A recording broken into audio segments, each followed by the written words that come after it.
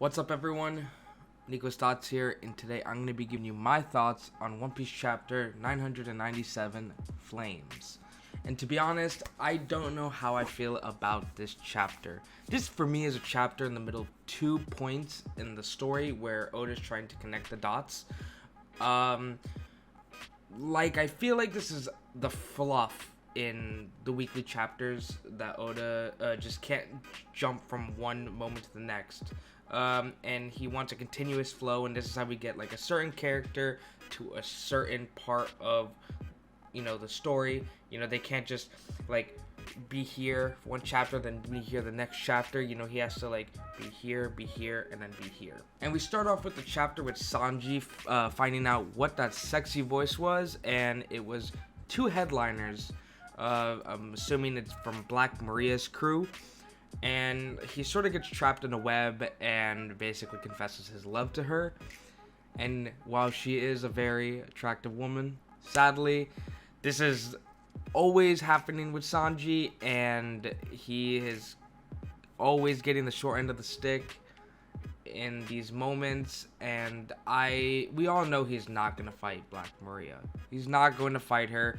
She's a woman. He does not hit women. And that's actually, one of the flaws I have with Sanji is that, I get it. That's your whole, character. But at the same time, everyone's doing their best to fight, anyone. And then you refuse to fight someone, and, everyone's in danger. This is a mission. You gotta buckle up. We then get to see 2 headliners trying to get into the Tobiropo by going after Luffy. Both have pretty interesting but weird designs. One's a gorilla, and I'm pretty sure we already saw a gorilla in a few chapters ago. I'm not sure. I think it was 994, 93. And the other one's a rattlesnake. The rattlesnake one looks cool. The gorilla is just a woman in in the gorilla's stomach, or it's very weird to describe. But I do think that we are getting to the point where we're doing the whole Cake Island treatment with Big Mom. In the first half, we get to meet, the main members of the family, and then during the second half of Whole Cake Island, we get to meet, other family members that really weren't that interesting or that important to the grand scheme of things, and that's what's happening now on Wano or Onigashima, where we're meeting headliners. We've already met the Tobiropo and the lead performers, and now we're just meeting more and more members that probably are going to show up in 1 or 2 chapters and then get one shot by someone in the Alliance. Luffy then gets to help with what looked like samurai from the Alliance and find a handmade ladder somewhere in the building, and I assume that it's just something to get Luffy to not go through the floors and having to always fight one of Kaido's pirates or one of his men, and he's just going to just keep climbing the ladder until he gets to the roof, just to see, just to get there, just instead of having to stop every chapter and to do something. He's not going to get distracted. He's just going to go up the ladder and basically just get to the roof to fight Kaido and Big Mom. Then we get to see what I thought the best part of the chapter was with all of Zoro. Basically, he looks up into the hole in the ceiling that Kaido made, and he sees that Big Mom is flying towards there. And in the next few panels, we get to see something fall down from that hole. And we don't get to see what it is yet, but it's something very specific to show how everything's going up there. We then get to see, looks to me like Zoro's fed up with everything that's going on, on Onigashima, and he's trying to, he's I'm just trying to get up to the floor. I don't care anything here. I hate how we have to deal with this. So, he just cuts down Apu. He cuts down a few members. But yeah, he cuts down Apu, and we get this very gorgeous panel of him all in black, with Apu have blood gushing out, him unconscious, and Drake in the background shocked. that it ended so quickly. And that's another thing that Oda, I feel like he put in there just to, it's the fluff. Like, because when he introduced the Oni virus, I was so sure, it's like, oh, this is going to be probably like a big thing. Because, who knows, like, everyone was turning on everyone. I thought maybe some members of the Alliance would, harm other members. Like, I was so sure last chapter, or 2 chapters ago, that when Chopper got the virus, I was so sure that it would probably make him go Monster Point. And since we also got, it was either last chapter or 2 chapters ago, where Marco ultimately, like, saw the virus. And since he's a doctor, I thought he was going to be the one to fix everything. But nope, I was wrong. It looks like that because they defeated Apu so easily, Chopper got the virus, the antibody, my bad, and is now going to heal everyone. And of course, he's friend or foe. He's like, I'm a doctor, I help everyone. So I do think maybe that would turn some members from Kaido's forces to the Alliance, because he was saying, wow, Queen's a dick. He kind of just tried to kill us. And I think that's I don't know, it's just like that plot point lasted like 5 or 6 chapters. It was I thought it was going to be something bigger, ended up not being anything. Zoro then gives the antidote to Chopper. Then we see Queen about to rain fire on Zoro, and we see Zoro send a slash straight to Queen, saying like, hey, like, I'm done with all the games here. I just want to go to Kaido and I want to slice him up. We get from Robin and Zoro the specific thing that fell from the sky happened to be Okiku's arm, which basically tells them, saying, dang, like, the fight up there, like, it looks like they're losing.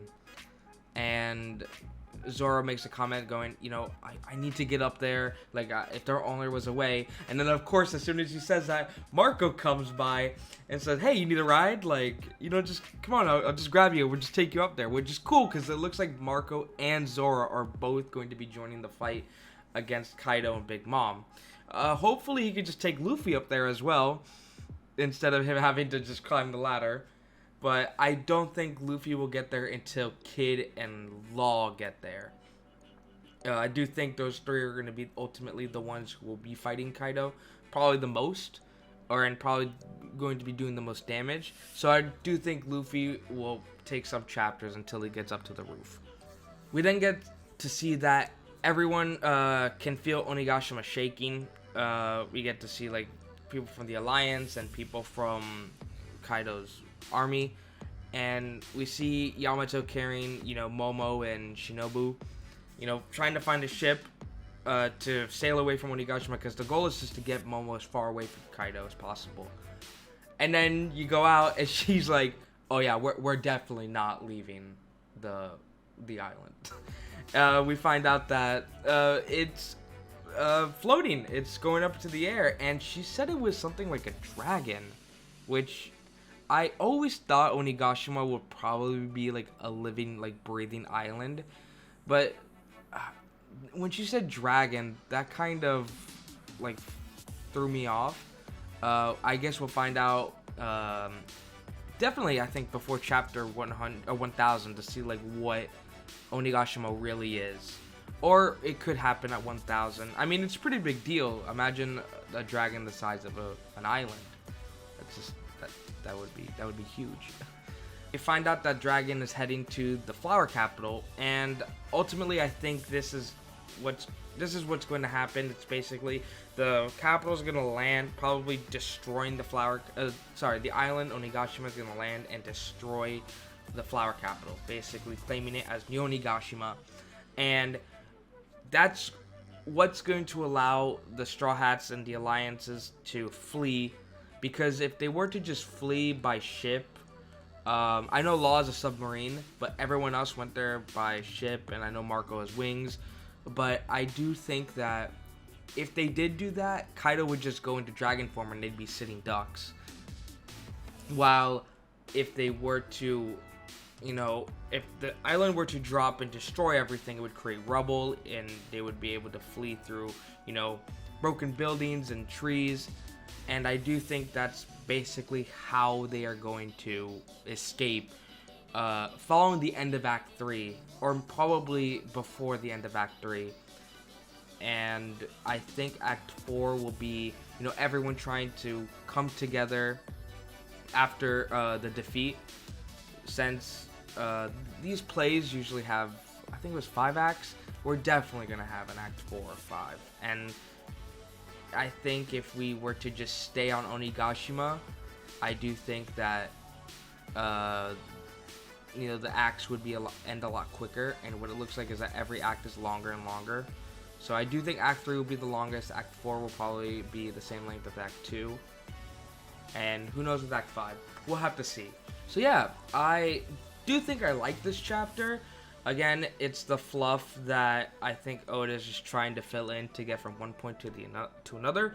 I am not someone who, I will drag on this chapter or chapters like these and say, they're horrible for One Piece and everything. And I understand. I mean, I've been reading One Piece for years, and I do think that every mangaka needs to get to a certain point in where, hey, I can't just keep doing